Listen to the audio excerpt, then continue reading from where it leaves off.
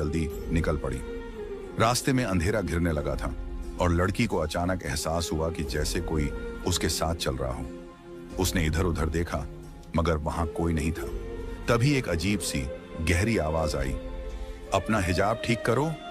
लड़की ठिठक गई मगर आसपास कोई नजर नहीं आया। उसने घबराकर जल्दी से हिजाब संभाला और तेजी से घर की तरफ बढ़ गई। घर पहुंचते ही उसने दरवाजा जोर से खटखटाया। अम्मा ने दरवाजा खोला और लड़की का उतरा हुआ चेहरा देखकर घबरा गई।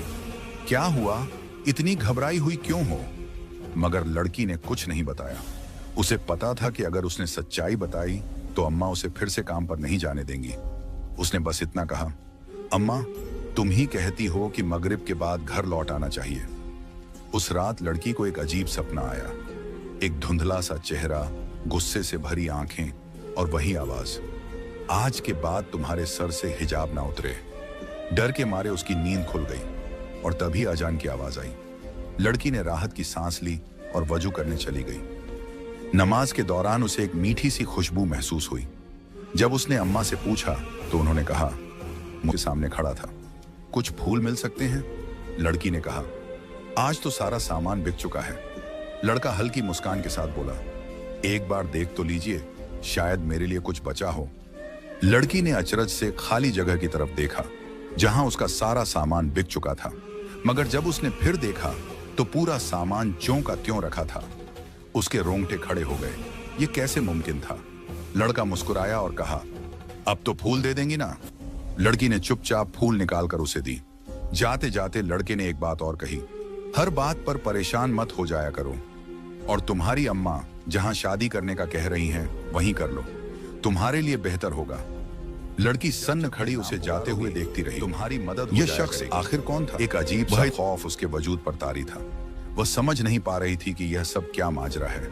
आखिर यह जाफरान जिन कौन है? उसे इस पर तजस्सुस भी हो रहा था, मगर डर उसके जहन पर हावी था। वह जल्दी से घर पहुंची। घर पहुंचते ही देखा कि मेहमान आए हुए थे। अम्मा ने उसे आवाज दी, मेहमान आ चुके हैं, जल्दी से कपड़े बदल कर आ जाओ।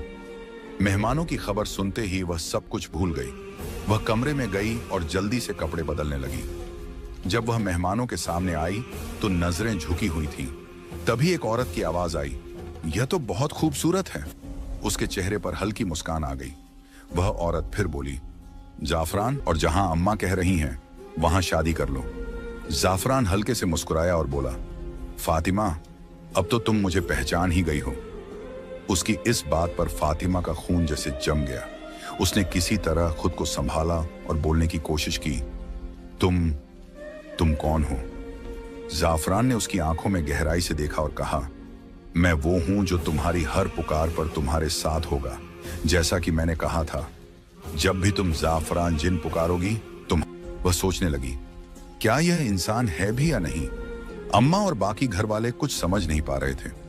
उन्होंने इसे एक आम रिश्ता समझा था, लेकिन फातिमा की हालत देखकर अम्मा ने धीरे से पूछा, बेटी क्या हुआ? तुम इतनी घबराई हुई क्यों हो? फातिमा ने जवाब देने के लिए मुंह खोला, मगर शब्द गले में अटक गए।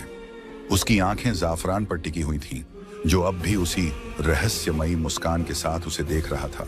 उस लड़के की मां तुरंत बोली, बेटा तुम किसी और की बात तो नहीं कर रही? क्या तुम्हें कोई और पसंद है? उसने घबराकर झट से सिर हिला दिया, ना नहीं, ऐसी कोई बात नहीं। उस औरत ने मुस्कुराकर कहा, तो ठीक है, हम आज ही शादी की तारीख पक्की कर देते हैं। हमें जल्द से जल्द शादी करनी है। हमारा एक ही बेटा है और हमें उसकी शादी का बहुत अरमान है। अम्मा भी मुस्कुरा दी, मेरी भी बेटी सबसे बड़ी है। मैं भी उसकी शादी के लिए बहुत सोच रही थी।